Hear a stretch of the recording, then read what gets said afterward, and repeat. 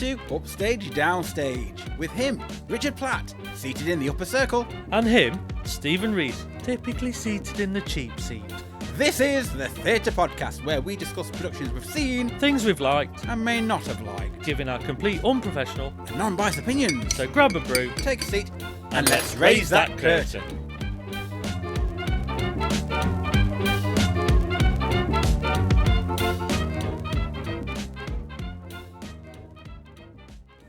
On today's episode, we'll be discussing Death on the Nile. We saw this production at Sheffield Lyceum on the 14th of March 2026. Following the sellout tour of Murder on the Orient Express, the European premiere of this thrilling production reunites writer Ken Ludwig, director Lucy Bailey, and Fiery Angel. Starring as Poirot is Mark Hadfield, who will be joined on stage by Glynis Barber and Bob Barnett. This brand new adaptation of the Agatha Christie classic is not to be missed. So Stephen, what's it all about? On board the luxurious cruise under the heat of the Egyptian sun, a couple's idyllic honeymoon is cut short by a brutal murder, as secrets that have been buried in the sands of time finally resurface. Can the world-famous detective Hercule Poirot untangle the web of lies and solve another crime? But first, our post-show opinion! Death on the Nile, more like Death in the Dress Circle. This production was in denial. So with all that said, let's set the scene. So Richard, to start off with, what I have to say is I was extremely fed up before the show started. Oh, he's gone straight for it. We've not even got into it. No, I wasn't particularly feeling Someone's fueled. my brightest, but having to sit in whatever section we were in. Oh, I thought you for were the going to go Lyceum. somewhere else. No, not yet. Because no, this was the first bit. No, okay, so fine. We had no programmes for this one, but that's not why I was fed up, but it sort of added to it. Secondly, having to sit wherever we were sitting, and there's not been any leg room. I mean, we sat opposite each other anyway. No, we didn't. We sat at other ends, but there was no leg room at all. What area were we sat at? It was right at the top. Balcony. In the balcony, near the gods. And my God, does it hurt your legs? It hurts your hips, having to move your legs around. Well, when we get paid to see these things, we'll get better seats. Bigger seats. I'm a growing man. Sideways. Front ways. Front ways and sideways. But the point is, I was already in an uncomfortable position having to watch this. With no programme to read. No programme. References. I had no idea. But all I know is I love Death on the Nile. I love the book. I love Agatha Christie. Just to and sort I love the 1978 tell people where we movie. record this episode. We record it in Stephen's dining room. And just behind him is a full bookcase of Agatha Christie novels. The whole collection, so yeah. it's almost like there's a bit of a running theme here. He sort of likes them. So, I love my So whodunits. So he was already preparing for the worst. No, I was preparing for a really good show. Okay. And then it got worse and worse and worse. And I have to say that after watching the really, really good Murder on the Orient Express. Yes. And we've done a podcast on that. By the same company. By the same company, by Ken Ludwig. And that Murder on the Orient Express, I felt had parts missing to it because it was sort of like wrapped up very quickly. But with this one, I was expecting something amazing, something really, really good and excellent. But this vaguely resembled Death on the Nile for me. Well, yeah. I mean, we walked into the Sheffield Lyceum. There was a almost copper tab that was down to cover the stage that was just a weird sort of rusty colour that just hid the stage away from us. And so you didn't really know what to expect. But yeah, I think we started to realise that it was a little bit all over the place at the start, didn't we? Yes. Because we started in the museum, which already started us off going, what the hell? It's got nothing to do with Death on the Nile. Had we have had the programme, we might have understood that the writer had stripped away a lot of the stuff from the book and tried to get as, I don't know whether to say as close to it as possible, but it's completely changed. There's new characters added, so We'll talk about that in the writing section anyway. But to set the scene... So we were set... The first part of the production was set in a museum where you'd got a sarcophagus as the centre point of the stage as you walked in, and they were at what could only be like an awards evening dinner party. So they were all in evening dresses and evening tuxedos, the cast. And there was the reliefs of big Egyptian statues that were referenced in the production, but because of the way the set had been designed for the next part, for the boat part, half of the stage was cut off, so you could only see the torso of these statues. Yeah. And you saw most of the cast disappear behind, you saw the shoulders of the head, so you didn't really see a full depth of the stage Again, at most it was a points. bit like single white female. Yeah, exactly. Yeah, same sort of thing. But then there was also some elements where they all came to the front and acted, but then there was other bits where were too far back at certain times, and you were like, who do I focus on now? There was a few moments of that where, because of this cut off that was being used for the next part, because in a way I thought, here we go again, another production where a tab's down and we're going to see a post box version of a production, because it really makes you struggle with it. Then we move on to the boat scene. Yep.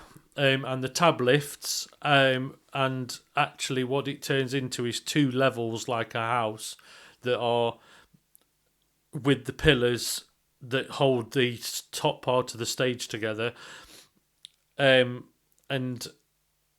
what then it transpires to be is the boat, or being on the steamboat, the paddle boat.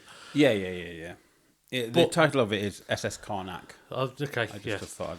Oh yeah, okay. I suppose there was no real reference to the boat. There was actually, thinking about nothing it, on it, no. There was no real signage No. that could have showed that it was a boat. Yeah. The other thing to mention, the reason I've sort of positioned everybody where the sarcophagus was, because they brought it back out in exactly the same position on the boat. Yeah. And it was a bit like, but surely it'd be somewhere else on the boat rather than exactly the same position, and they've replicated the museum on the boat now. It's like it didn't give you the perspective of being on a different location or a different space, really. No, all they ever did was move it back and forth. Yeah, it didn't do anything else other than backwards and forwards. And because the whole floor was painted black, you couldn't distinguish between the boat and the museum, and it was a bit like, it just seems a bit weird. Yeah. And I mean, the sarcophagus will come into the writing because it was a bit, and that's later. Another thing. But just keep it in mind when we've talked about it. Now, when we are on the SS Karnak, yes, the whole doors are what kind of a design? It's like mahogany. Well, they're basically the same sort of slatted window blinds that you see on European houses where they've got a lot of, like Swiss. They were more Swiss sort of. They were more Swiss ski lodge than they were. Well, for me, looking at it, it gives me the impression of a wardrobe. Lots of built-in wardrobes. Yeah. And that's how I saw it, really. But what I would say is I was slightly disappointed because the whole set, I was expecting white. Yeah. I was expecting something a bit more brighter. Yeah. Just to elevate it. Yeah. Because it's very reminiscent of Murder on the Orient Express. Yeah. And because the whole set just stays on SS Karnak. Yeah. And it was all very mahogany, wasn't it? Everything was but painted you dark. don't go anywhere else. No. Because of how they structured it. Yeah, exactly. However, that being said, if I hadn't seen Death on the Nile before, and if I wasn't influenced by, I'm going to say, 1978 film with Peter Ustinov, I probably wouldn't be expecting a different version of the steamer. No, of course not. I don't know why I was expecting a little bit of white paint or something to be brighter, but I will get into that later on in the writing of it. Of course. How it was laid out and what transpired afterwards with the working of the shadows and the lights through those slatted doors and seeing things happen up on the top balcony as well of the thing. Okay, fine, it did work and it did look really, really nice. And high quality in terms of the whole production for what they wanted. Yeah, I think. But it wasn't what I wanted. No, but I think for me, what would have made more sense was there was no sense of perspective with this. I think there was a little bit of there was something they could have done better by painting it white. But what I was going to go with is when you look at old steamers that would have gone up and down the Nile, they were slightly smaller than that sort of size of boat. That this looked like it was going to be a huge like cruise liner that's going down the Nile. What they were missing were a couple of those panels, not being panelled slatted things. One should have been a door that went underneath for the part of the boat, and like the bezeled ends where they go round, more of a rounded end door that goes off, and some boat signs or some like just something that broke it up on both sides to give you that impression that it was more boat-like than just almost. It looked like MFI and IKEA, like just a series of wardrobes at one point. That's exactly what and I think that's what I'm getting. As. Yeah, exactly. Once it leaves the museum, it goes directly into, as you say, IKEA with all the wardrobes. And that's all it is. And I think the thing is, for me, it's the attention to detail where when we've seen the level that Orient Express was, that felt like you were on a train. Each carriage felt like a carriage. When they opened, they felt like different carriages. But also with that, whilst it contained the story within it, it split up. Yeah, you see. I think what I mean is it's like there's a guard. You knew one was a guard's quarters, and you knew one was the passengers' quarters, and you knew each one had a different feel, whereas this just felt flat. And it just felt with no extra texture. And that's what I was trying... everything just felt like... Well, there's another point that I want to make, but I was going to make it in the next section, but I will address it here, but go into town later. The thing is, for me, because this was structured in a way where it was just all the wardrobes up on stage, at no point did you ever get to see that you were on the steamboat going up and down the Nile. So you never saw the outside world. You never saw the sun. You never saw the Nile. You never got to see the external. Because they're supposed to be on their holidays. They're supposed to be exploring, but you never actually got to see that side of what these characters were for. They just went straight for the whodunit, when actually the characters are not here for the whodunit. They're here for their leisurely exploration up and down the Nile and to see things. With the way they did the set, they just made it so you couldn't see anything other than the rooms. But this production is not about rooms. It's about, for example, there are several characters missing with this for a start. And there was a particular character that is supposed to be, she's an older character that's sitting out on the deck. Yeah. Now they could have done something like that. They could have been outside on the deck, like we've seen in other productions, but they just didn't do that. So for me, go on. I think also, like for me, this production's set in a time period where these were once in lifetime opportunities. These people were very rich and very. They didn't go on these Nile trips every year. It wasn't like we travel. They've probably travelled They've probably travelled for a long time to get there, to travel up the Nile. We're talking about a time period that it's about luxury and it's about wealth, and I think, like you said about the wardrobes, it just felt like there was no opulent feel, and it all just didn't feel cohesive as well. The wardrobes were opulent. Well, they were MDF. Yeah, but if it's Death on the Nile, show us the Nile. Exactly. Otherwise, it's just you just Death in IKEA. Expect that, because for me, the captain's running around. He's having to try and sort all these things out, and I just didn't feel like there was anybody sweeping the deck or swabbing the deck or all those things that lent to it. The thing is, because we didn't have a programme, they were extras. So we saw this like a month ago, if not a little bit longer. But it was like the stage it's vague. Yeah, so there would have been servants on there, which we can see in some of the pictures. But do you know what I mean? I just don't think it went far enough because they almost look very similar to what was happening on in the museum. There was an element of you didn't really see the definite switch of the hands. You know what I mean? It was like, I just feel like we're just going through the motions. Well, almost. the museum, apart from all the bits that you discussed that was there at the back, was the sarcophagus got moved back. You didn't really see a change of scene until, oh, okay, we are travelling now, are we?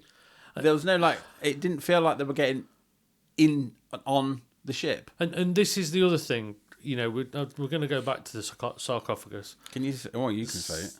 That felt like the only link to Egypt. That's exactly it. And this is the problem. It felt like that was the only thing that gave you the positioning of being elsewhere. And they almost had to shoehorn it into the production to make you feel like that. And I think that then, like you saying about transported to another place, there was never really, I didn't feel like there's any costume changes to say they were in heat, or they were like they've just come off the camels and they've just this like, you got none of those. Yeah, and this is it. This is what I'm saying about the opulence of it all. You're meant to have that level of production, and it just felt it lacked it big time. Yeah. But how are we going to get all that in? Oh, I know. Let's just set it in a museum. But then, and on the boat, side. put a sarcophagus on it, and that's it. You know. End of. I mean, they could have just been in a hotel next to the museum. Yeah. They could have been on a bloody double-decker bus. Exactly. Yeah. Who cares? Yeah. You know, it was strange. But anyway, we've set the scene for that. I think we have. Just to say, I don't mind the set. Well, I do mind the set. It was a good structure of a set. I just wish they didn't go for it. I think there could have been more depth to There could have been a lot. There could have been a lot more happening than just relying on doors to do everything. And I got the concept of it.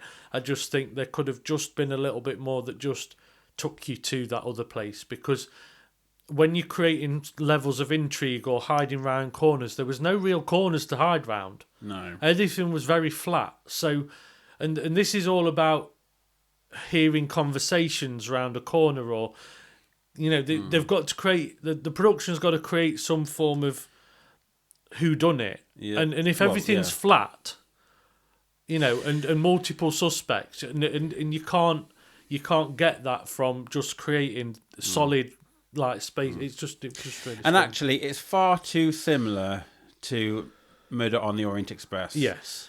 It's just a case of putting one carriage on top of another. Yeah. Because that was a series of doors, wooden oak doors as well. So actually, I take it back. It wasn't a good set at all. It might have been made great. Yeah. You know, exactly. It was solidly made. I mean, it was. Yeah. It never moved. There was no wobble. It was for me. This wasn't good. Yeah, I agree. So Richard, let's talk about the costumes for this one. I mean, the costumes of the period. Yes. They looked well put together and well styled. My only issue with costumes was the that I picked up really was the stagehands or the waiters and waitresses. I felt like they wore the same stuff all the time, even from the museum scene right the way through to the boat. They never felt like there was any difference in we're now on a boat, it just felt a little lacking to add that depth of performance to then become waiters I just felt like there was a little bit like it didn't stand out as much when it can actually take you to a boat or take you to a place by the supporting. I suppose maybe if they were just in their plain servant clothes, it doesn't matter. Well, it does matter, but I think maybe the emphasis was on the elegant lifestyle of these people who could afford to travel. Yeah, I think though, like when we talked about Orient Express, you'd got a lot of the supporting cast either being train guards or then there was workmen, or they seemed to change more and seemed to have more difference in what they were doing when they were in the background. Just to enrich it a little bit more, that was all.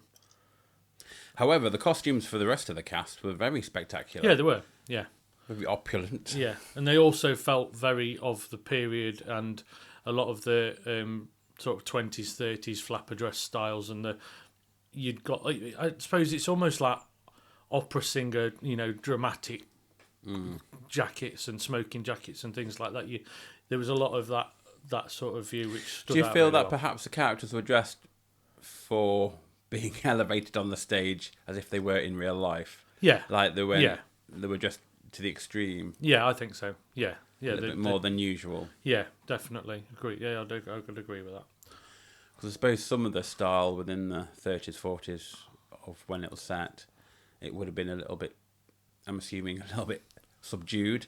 So they elevate it for the show. And it was between the war as well. So there was there was between two wars as well, wasn't it? So there was a level of opulence in some ways. And it was probably when travel started becoming quite a big thing, really, for the rich anyway. Well, it was around early part of the 20th century, wasn't it? Yeah. With especially the 1920s, with the whole Egyptology thing going on. Yeah. So everyone would have been amazed by this sarcophagus, which this production is angled towards, and so how they're dressed sort of mirrors that. It does, yeah. Jewels and gold and finery and all that sparkle. But I thought the costume was amazing that they did. Who did the costumes? Let me have a look. Yeah, the cohesion of the aesthetics over the whole production. Sarah Holland provided the costumes, or created the costumes, I'd say. She was a costume supervisor. And Elizabeth Marini did the wigs, hair and makeup for the production. It's just a shame, really, that it could have been exploited whilst being on the deck and seeing the natural light. I mean, I know that sounds a bit weird because you're supposed to be in a stage, but to recreate that Nile, the outdoors, would certain costumes have been changed?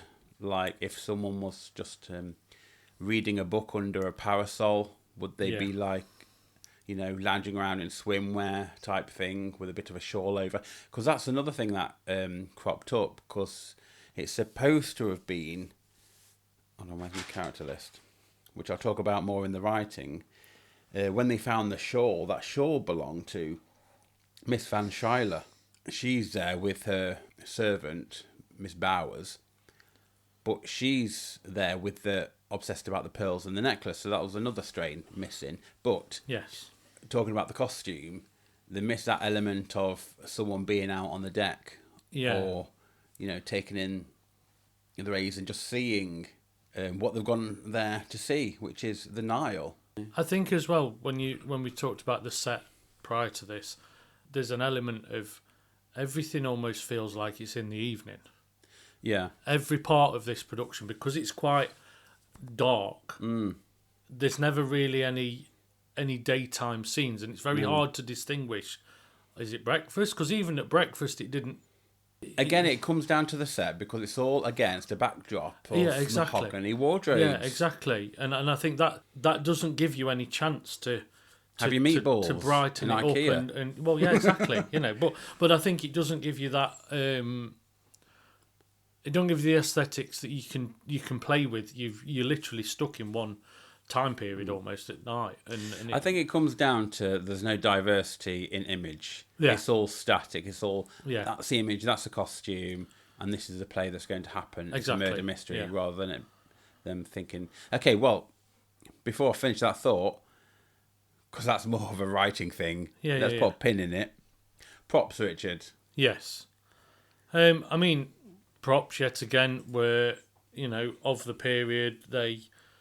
There was a lot of rattan furniture and which was very reminiscent of, cruise liners in that era, and it's still to this day stuff that's being used. So yeah, it's it gave a level of all those things. I mean, even the sarcophagus was well made and well put together, and so was the museum backdrops and the things that you saw on stage.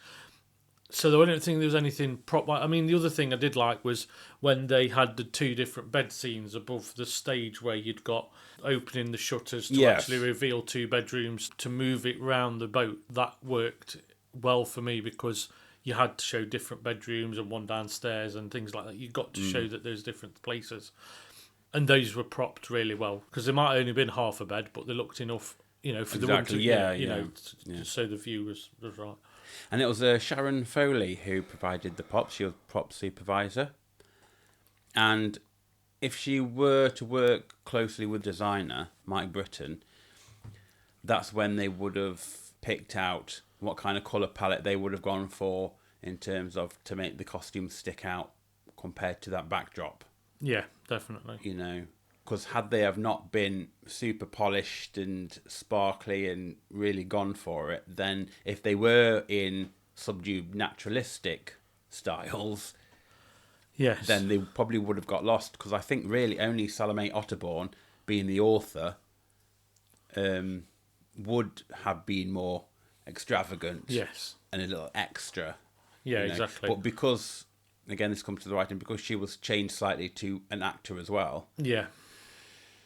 It diluted her.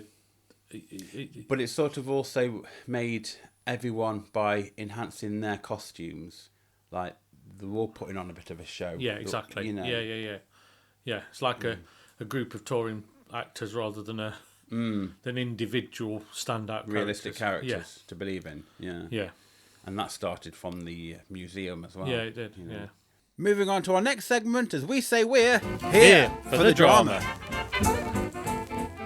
So in this section, we will talk about the writing, the direction, and the acting here. Here we go. Yes. Because the past couple of episodes, I have forgotten to do that. We did change it up a bit. We went back to the old ways. But let's keep it all knitted together in this section. So, shall we start with the writing? I think so. I think so. So I think that's the only place to start with this one. This whole production feels like it's nothing to do with the actual book itself. It's so far from... Well, it's not that actually too far.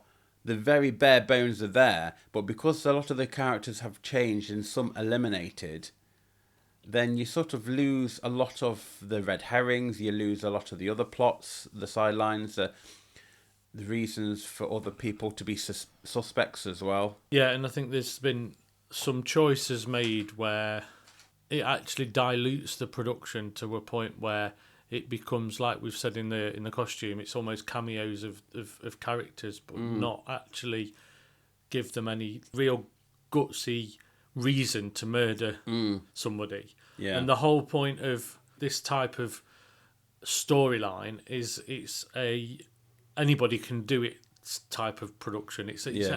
Everybody's got a magnifying glass on them that they could all be that person that's done the deeds. And that also springs to the fact that 2 murders were taken out of the production. Yeah. Which actually were pinnacle to deepening the reason to kill the main murder, really. Yeah. And it's all about covering tracks and this, and I just think there was so many things missed because those 2 murders were in a lot of murder mysteries, murders are the catalyst to start other things happening and unravel something else. And because you didn't have that, you just started with one murder and then that was it. Well, Death on the Nile is one of those midpoint murders. Yeah. So you get to know the characters before a murder ever takes place. Yeah, exactly. You see. So when that murder does happen, you posed a question then. Yeah. Out of these people that you are now familiar with, Yeah. who killed that person? Exactly. And then you'll end up with a load of red herrings and so on and so forth. But with a whodunit, it's always a question and answer, question and answer. Yeah. You'll always end up in a dead end for whatever is going around. Now, with them taking out the additional murders, you're not increasing the stakes at all for Poirot to find out who actually did it before anybody else gets killed. Yeah, exactly. It's not... I think the writer who adapted this just went for a bare bones production. Yeah, exactly. Utilised the name of it Yeah. and just thought, well, there's a murder. That's how it gets solved. Let's put these people in it and just twist it a little bit. And that's not how a murder mystery is built.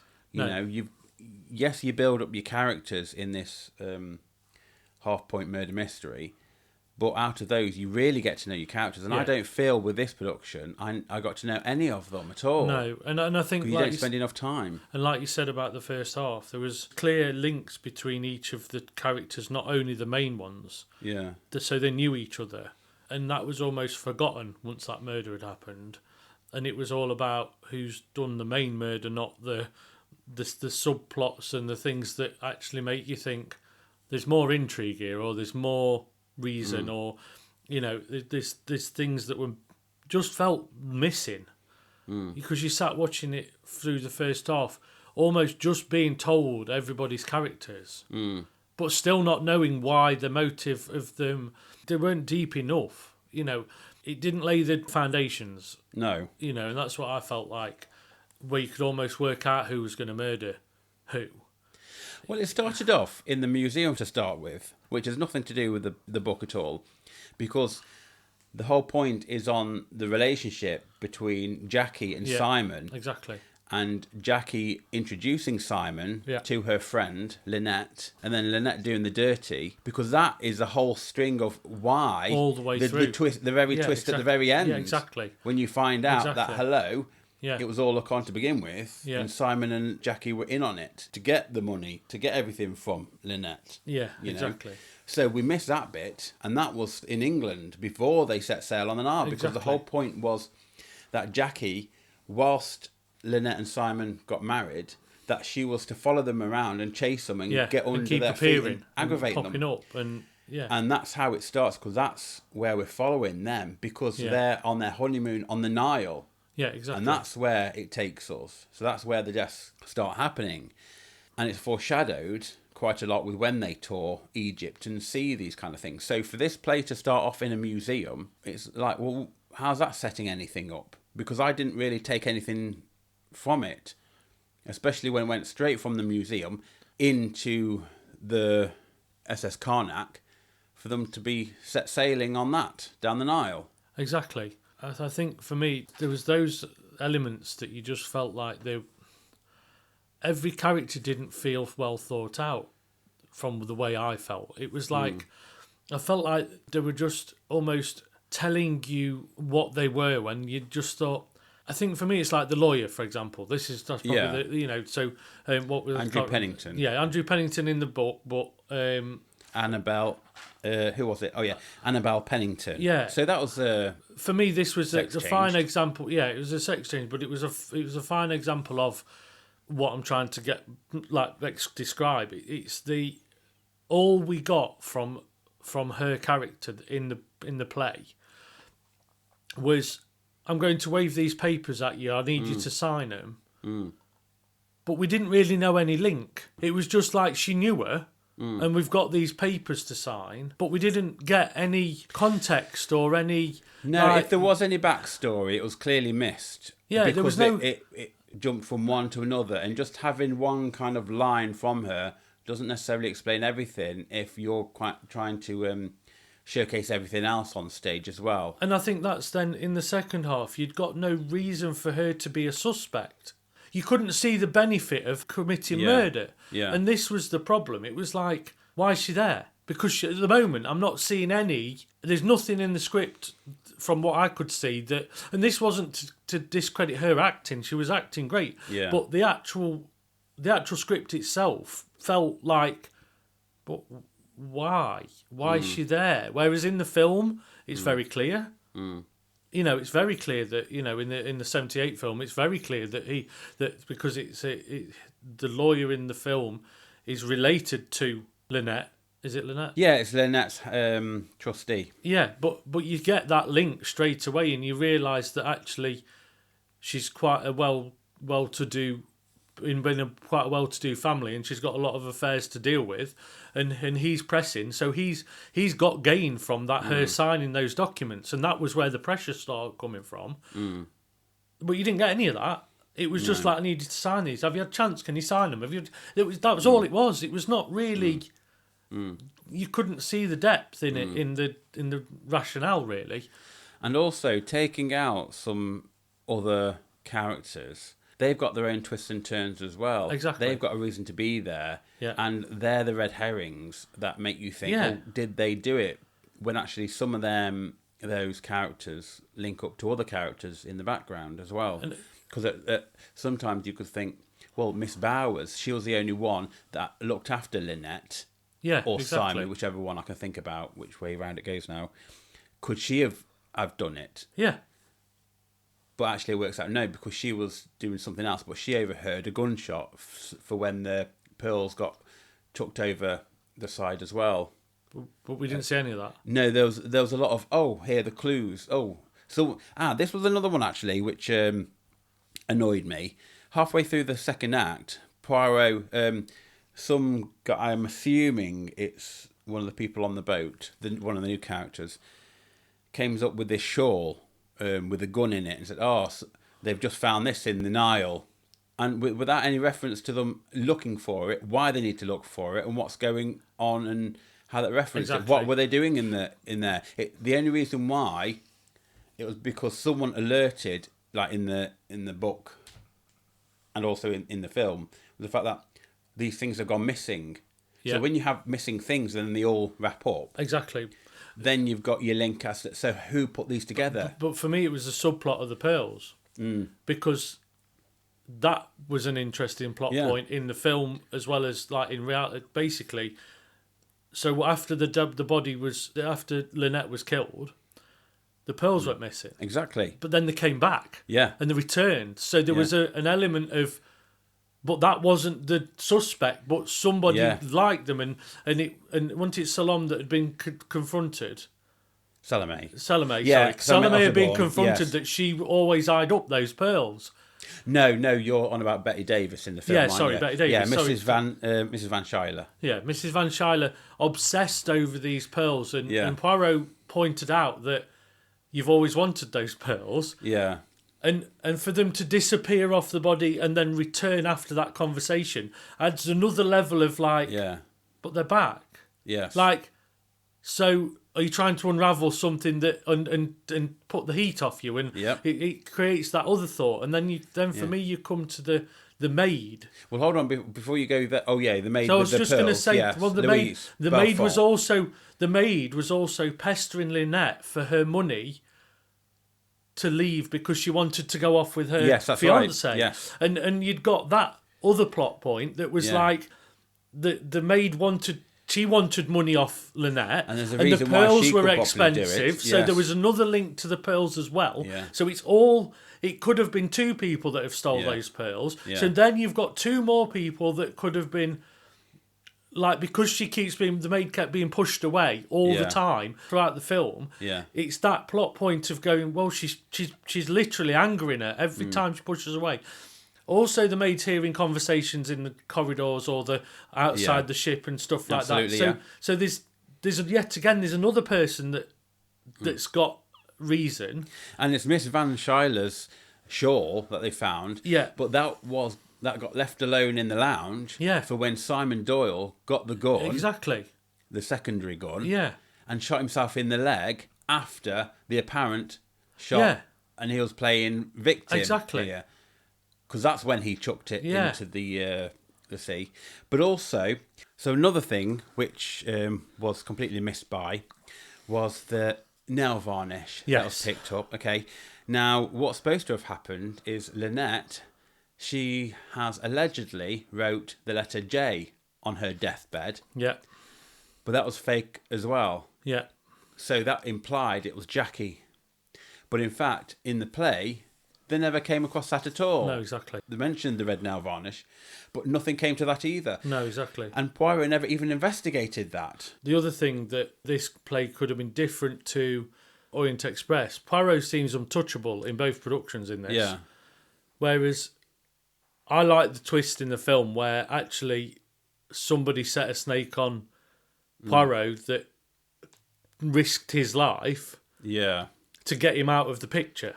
Yeah, and that was specifically for the film, not I get that, but what I mean is it's like, it's a plot point that you always see Poirot there, but it's like there's a level of somebody behind the scenes that we can't pick up in this is controlling, trying to control everything, and we still don't know who it is, and I just like that dynamic of, because he didn't, it wasn't going to get killed, but it's just that dynamic of somebody's watching. That you know that because when you're in a pressure cooker boat situation, the boat's on an isle away from everybody. It's like it's very interesting that whole world really.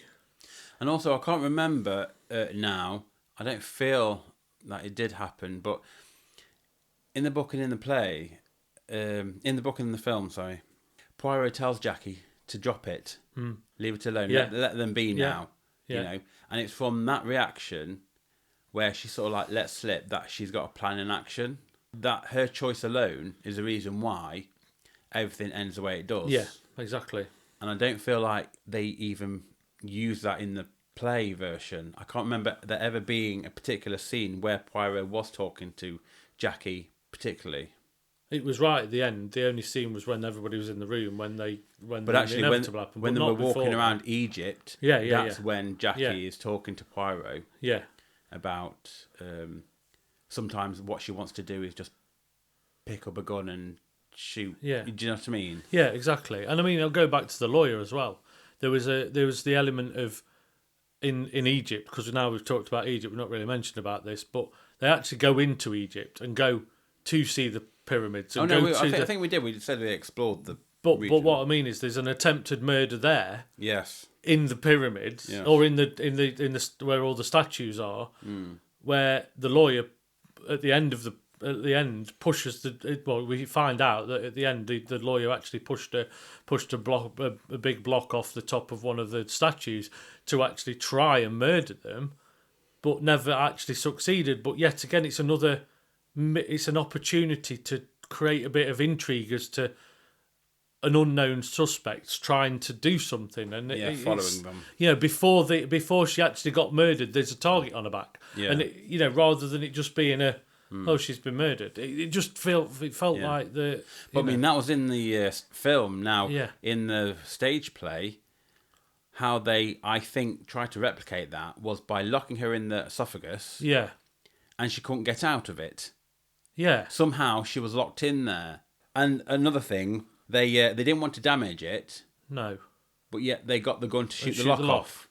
Now, but why would there be a lock on it? Why would you put a lock on it if you didn't want to damage it? No, and also the way they shot the lock, I don't think these sarcophagus were made of stone a lot of the time. So surely that bullet would have gone straight through the lock and hurt. But I thought hurt Lynette in the sarcophagus. They said it was cursed, and she said, "I don't care about curses," and it was just showing off. And that was Lynette. That was Lynette, and she said, "I'll get in there," because it flung open automatically with that. Yeah. When the boat rock or something, and it just flung open. They did some sort of really basic, really. So then she got into it, and then somehow she got locked, and then everyone was like panicking. Yeah, exactly. But again, it was like, panic for her life. That was clearly an accident, not like it was planned or anything. It didn't come across like it was planned. No, it didn't at all. And also, I don't feel within this production that Jackie did much to get in the way of Lynette and Simon to break them up. No. She was following them around, looking at them. There was no build-up. There was no like, so I think, like you say, there was no appearing out of nowhere, or I think they tried to do it, but it didn't feel like the level it should have been at. It was like, I think this is a prime example of, I think like you said, it was the one murder before the interval, no more murders till the end. But there was no evolution of like that whole thing, There's nothing wrong with that if it's done well. Yeah, exactly. Because you build up really good characters and you want to watch them. This didn't come across as that at all. It came as like a ball ache to watch. It did. It became less Death on the Nile and more Death in a Wardrobe. It was ridiculous. Yeah. Because I think what I liked about the film, and obviously the book that must have, the similar unravelling, is you realise... Also, you're not talking about the Kenneth Branagh film, are you? No, I'm not talking about the Kenneth Branagh film. What I'm saying is the final reveal was almost like, they killed Lynette. Whereas the final reveal in the film and obviously the book is more an unravelling of like covering tracks and covering like, oh my God, somebody's going to find out, so we need to pop them off because they know. So they're going to say something, and we need to silence that person and then silence that person, and we need to keep going. Otherwise, it's in a way, it's the Bonnie and Clyde effect, isn't it? It's like the Bonnie and Clyde thing where they've got to cover all their tracks as much as they can before they get to their inevitable, And I think that this just didn't come across like that. Well, exactly. It's supposed to showcase, in a way, how deep and painful love is between them, and how the despairs and the depth that they will actually sink to. But also, I was going to bring up the actual death scene itself was poor and just atrocious, because she got killed in the end of Act 1, but then the reprise for Act 2, she died a completely different way. Yeah, exactly. It's like there were different people involved. Yeah, and there was one bit that I had to chuckle about, because they'd got curtains around both two sides of the bed, because it was like a four-poster. And two of the cast looked through the curtains, and I'm sure Poirot walked around the front and looked through the non-curtains. Yeah. And it was like, oh, so that bit doesn't matter. It all looked staged and hammy, didn't it? Yeah, it just looked a bit like, well, you should be looking through the bit with the curtains, not through the bit that we're meant to be seeing through almost a glass wall. But I always felt like this suffers the same as Murder on the Orient Express did as well. The fact that Poirot sort of had an inkling or came to the answer quickly. He knew immediately who did it. In terms of when it came to interviewing the suspects, it's like everything just happened in sequence order. There was no twists, there was turns. As such, it's more of a case of, oh, here you go, Poirot, this is my bit of info dump. This is another one. Yeah. Oh, look, here's a clue. Here's another clue. So it just seemed really like joining the dots very quickly for him to have a reveal. I know exactly who did this. But it never like that. No, that's not really Poirot at all. No. And now, for me, I'll also come to the lover's death at the end. I felt like that was more staged than it could have been, because it was done across stage, stood across from each other, and we're going to do the death scene across. And I can understand expanding the stage area to do the whole shoot the boyfriend across the stage to make it impactful, but when you actually realise that this is a love thing, they weren't close together when it happened. No. And she'd hid the gun.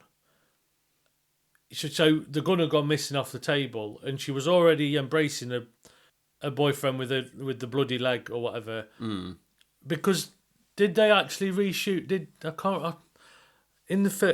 Obviously in the film he shoots his leg himself. Yes. But I don't think they did. Did they do that on this? I can't remember. I can't remember, to be honest. No, I think he did. Yeah, I think he did. But anyway, I think for me it was more the fact that he was more immobile, and the fact that she went over to embrace him, put him out of his misery, and then she did herself, but then fell on him as the body.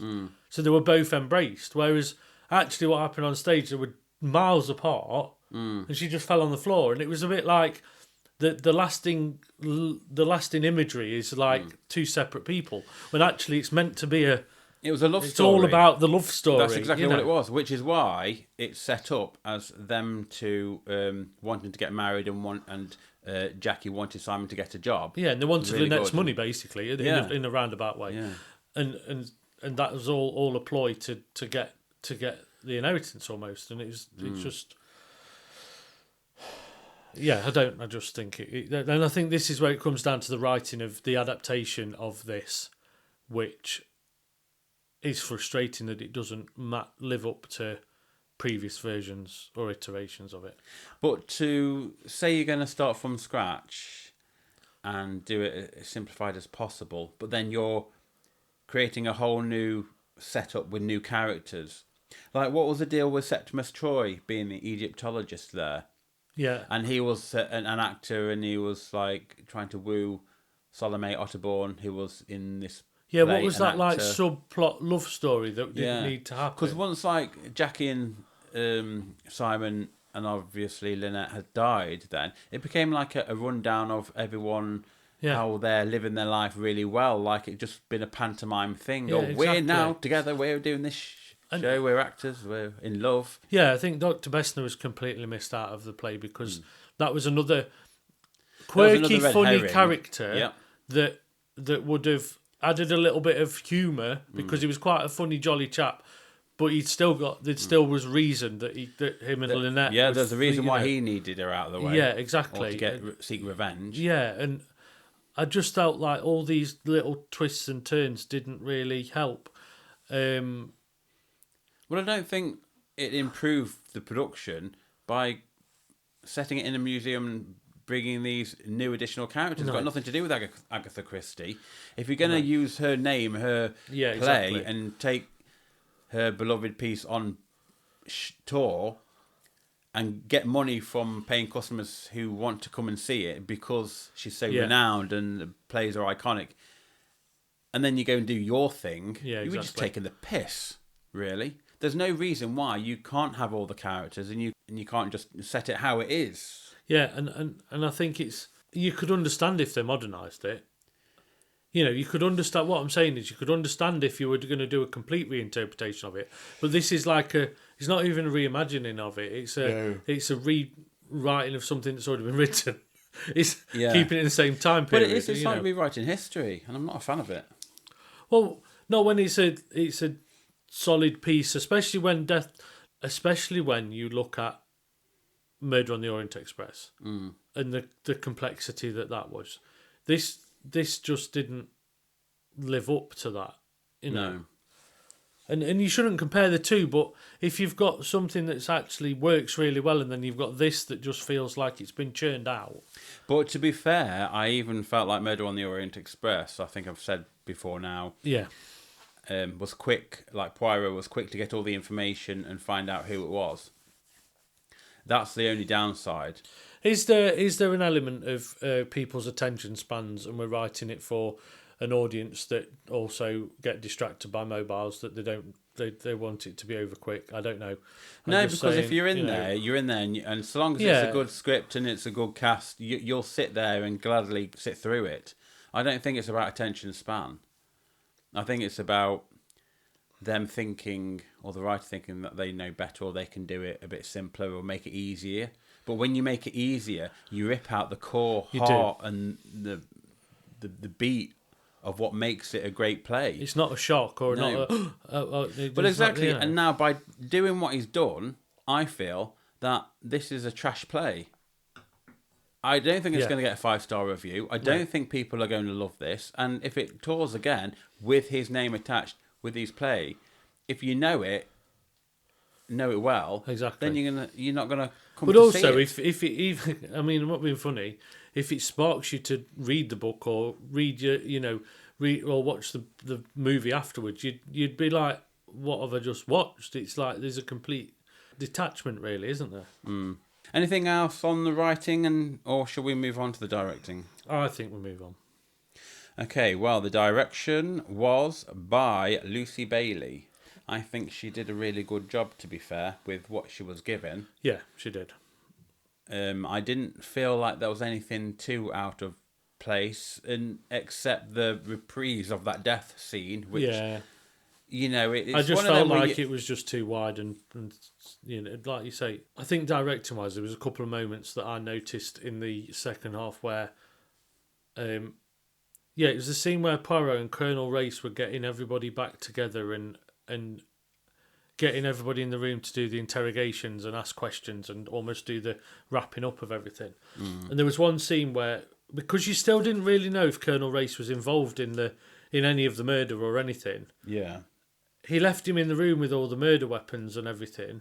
Oh, that's right, yeah. And walked off stage, and you're like, but the gun's there, the scarves there, everything was there, and Colonel started playing with the gun to imitate, oh look, I've got the gun in my hand. Yeah, and you said this at the time, but I thought it was Septimus Troy playing with it. It wasn't. It was the Colonel, because it's Septimus Troy that was practicing in the very end when he got with Salome Otterbourne. Yeah, to say thank God I've. But this was the Colonel, where basically he stood there waiting for everybody to come back while Poirot's gone to round up everybody, and you're thinking, why why is he stood there on his own? This is meant to be a crime scene. It was like, it just felt a bit odd. You'd expect them to be in numbers so they couldn't blame anybody. And I just felt it was a little bit silly, that whole section, really. It was a little bit like... So the thing is, if it was Colonel Race, like you say, it's very much out of character. Yeah. I was under the impression it was Septimus Troy. But they sort of look similar. And we were sat right at the very back. Yeah. To be honest. I think for me, there was just a few moments like that where, because everything felt a bit samey on stage, all the rooms felt a bit similar, and they all felt a bit. What? I felt a bit like it started becoming confusing. That there's the gunshot on the wall, and there's the this, and there's the that. Everything felt a bit. But direction-wise, I mean, there's not a lot more I can say about it because the script almost dictates a lot of it. The aesthetics of the production were right. There was nobody...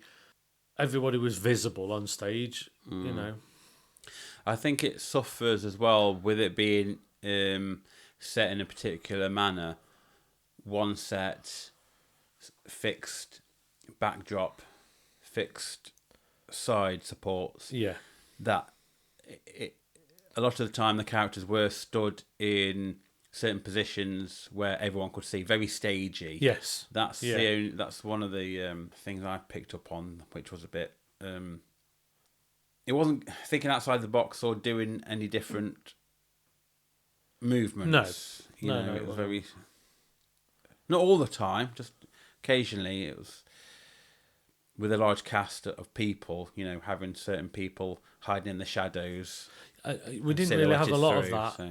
We only had a few, there was nothing. The only scene that almost had the shadows was when, before the murder happened, you saw them all line up at the bottom behind the shutters, and you saw shadows of people there. But that was about it, really. You didn't really.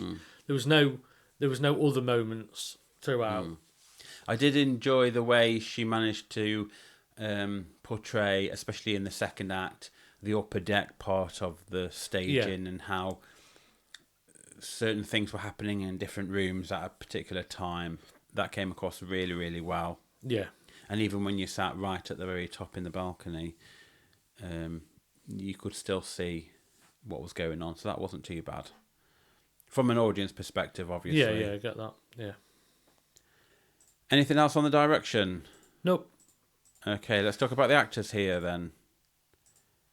With what material they had, and again, the written text, I felt that the acting side of things were actually quite spot on. They lived, they fulfilled their duty and their roles really, really well. I thought Mark Hadfield was really excellent as Hercule Poirot. Got the nuances down to a T, got the accent right, got the lighter tones, the casual observer aspect of it, and the Inquisitor all down really well. So it was a good Poirot. Yes, he was. And I think one of the standouts particularly was Glynis Barbara's Salome Otterbourne. She was just very extra in everything she did. I think she perhaps tried to live up to the fact that she was now an actress. Yes. Yeah. Now, so everything she did was very above and beyond. Yeah, exactly. I think overall they, like you say, they portrayed the characters, but I think this is a fine example of the script almost giving them so much, but there's only so much more they can give, And I think that's where I stick at this. It's really difficult to, pinpoint anything else when you sit through something that actually feels like it's dragging, and actually they're acting really well, but the actual storyline starts feeling laboured, and it just feels a bit. I feel like Esme Howe as Jacqueline de Belfort, she portrayed Jackie extremely well. Yeah, she got the nuances right. She got the passion as much as that was actually in the script. She gave what she could alongside Libby Alexandra Cooper, who played Lynette Ridgway. Yeah, exactly. The three main stars with Simon Doyle, Nye Okamore, they all played really well together, and you could actually see that there was this lovers sort of like a bit of a tryst going on, but like deception. So they at least lived up to their characters all the way through. Yeah. Lynette stood out for me in the sense of, obviously she's only in for the first half, but she stands out in her presence, and she's got that aloof, commanding performance style that was really right for her character. You know? I think the others did a really good job. Yeah, they did. It's just unfortunate that the likes of Septimus Troy or Atticus and Ramses Preed, that they weren't part of the actual novel or exactly the thing. So it's they did really, really good, but I was sort of like irritated that they were there playing those characters. Yeah. Or not that they were there, but more that those characters existed in this play. Yeah, exactly. Yeah. Because why couldn't Septimus have just been the Doctor? Yeah, exactly. And just if you're creating 3 extra characters, well, you've got the Doctor and Miss Bowers and Miss Van Schuyler that could have been present as well. Yeah, totally. Yeah, it's just slightly irritating, but there we go. Moving on to our next segment, as we say, What the Tech is this? Gunshots. Let's start with the gunshot. It didn't jump out to me as they were wrong, like single white female, where they're varying different levels of loudness or whatever. So they were fine for this production. I mean, there needed to be more of them because obviously, as we discussed, wasn't enough murder. But the lighting states that they used and a lot of the things worked really well. I just think they were let down by the stage being so dark already that you're stuck with only being able to light it a certain way. And I did like the shutter idea when they were putting light through it, so it actually gave you that little bit of difference. Agreed, that was really good. That looked really well. It worked really well, and sound-wise, there wasn't really a lot of sound in it, so it wasn't. It was there was a few background effects and atmospheric effects, but other than that, there wasn't really anything. Sound design by Mick Paul and lighting was by Oliver Fenwick. Yeah, but no, overall that was fine. I mean, it aesthetically looked good. No character looked badly lit. So yeah, they definitely enhanced the costumes, certainly. Definitely. And it was a nice warm lighting style. Well, I think it needed to be just to brighten up the mahogany sets. It did. And did they play? I think they played with some coloured lighting right at the very back when there was in the museum. Yeah, I'm sure the museum pieces that were on tabs, they were lit up with blue backdrop. They enhanced it. They made it feel a little bit more. Yeah, just so we had a bit of a change from the mahogany. Yeah.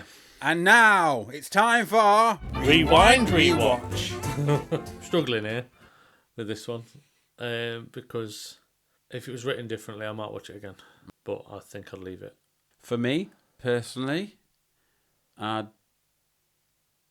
rewind and watch the Peter Ustinov film. Yeah, no, to be fair, I'd watch it again. I wouldn't even touch this with a bar pot. I wouldn't even use your eyes to look at this. No, you don't need. Don't need to get my eyes. No. I love Death on the Nile. Yeah, exactly. And this was just, I feel like my eyes had been abused. Moving on to our final segment, as we say, Call this a show? For me, this is definitely a production that's style over substance. The aesthetics of the production were there. Yes, the set needed tweaking, but this all comes down to the writing, and I just think it was underwritten and it was very weak compared to the subject matter and the originality of what was already on hand to be used. So yeah, that's my summary in the sense of I just think it needed to be stepped back and redone and touched up and worked on to strengthen it, really. Okay. The acting I thought was brilliant. The costumes were fantastic. They really were. The props, great. The set was wonderful. It looked great. However, should they have had this set? Absolutely not. I think the writing for this strayed far too much from the actual heart of this play. Yep. And to sum up in words how I feel, I just feel like I would not want to watch this play again. There's no need for me to watch this play again. No. I don't get any joy from this. The murder was wrapped up very much straight away. It was quite obvious what was going on. And the writer took the beloved characters, the quirky characters, the fun characters, straight out of this and inserted his own. And for me, that's just awful. I hated this play. And there we are.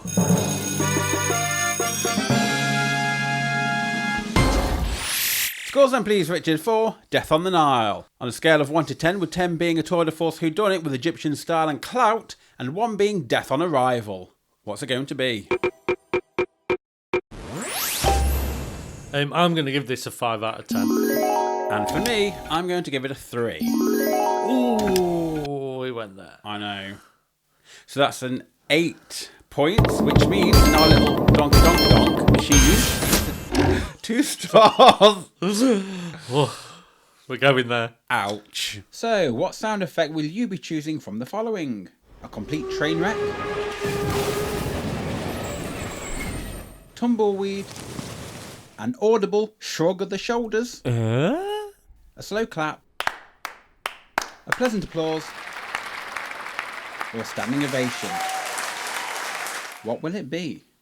I'm going to say tumbleweed because it was a bit like, what? Is that it? And I'm going to give it a slow clap. So there we are. That's our discussion of Death on the Nile. We hope you found it insightful. If not, entertaining. Stay tuned as we bring you more of our thoughts And opinions. on many theatrical delights in future episodes. If you'd like to get in touch, email us at upstagedownsstagepod@gmail.com. You can always join in the chat to share with us your views of a production. Also, make sure to follow, share, like and subscribe to all our channels so you get every episode the second it's released. And we hope you join us again for another instalment of Upstage, Downstage.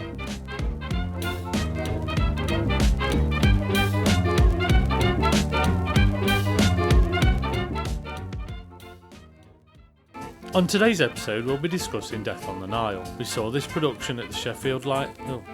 I thought you were going to be really good then. I was close. I thought we'll get Nearly through all there. this in one. I mean, we've only got an hour, less than an hour. It'll take half an hour for you to do this. No, it's not. Following the sellout tour of Murder on the... Following the sellout tour of Murder on the Orient Express, the European... Playing you backwards. I'm getting too enthusiastic. Following the sellout tour of Murder on the Orient... Put your teeth in. Following the sellout tour of Murder on the Orient Express, the European premiere was... The European premiere of this thrilling production reunites writer Ken Ludwig and director Where'd you get Anne from? I don't know. The European premiere of this... Starring as Poirot is Mark Hadfield, who will be joined on stage by Glynis Barber and Bob Barnett. This brand new adaptation of Agatha Christie's classic is not to be missed. Let's do that again. Let's do that again. What have you been drinking? Some tea. This brand new adaptation of the Agatha... How now, brown cow.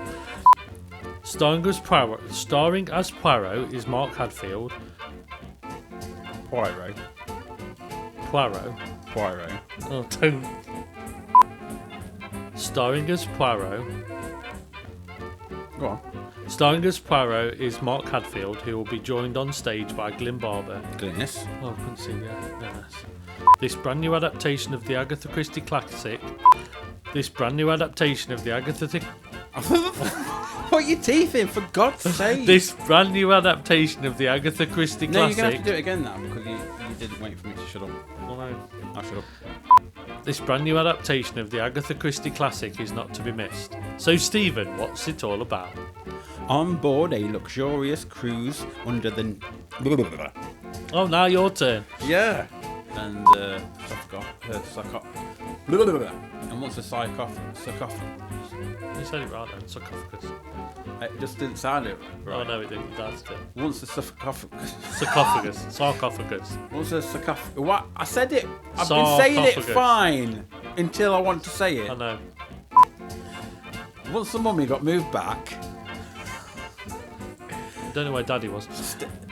Once the sarcophagus got moved back.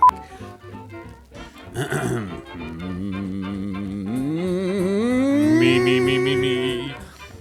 This was this. Oh no, I know it. I've just got to like put it in. This was